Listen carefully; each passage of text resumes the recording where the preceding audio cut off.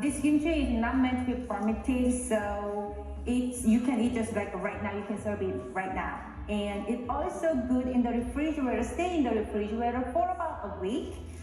So don't make it too much of this because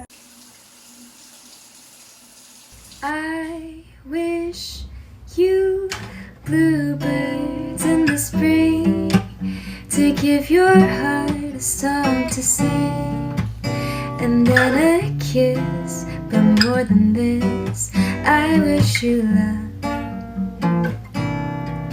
And in July, a lemonade to cool you in some leafy glade. I wish you health, but more than wealth, I wish you love.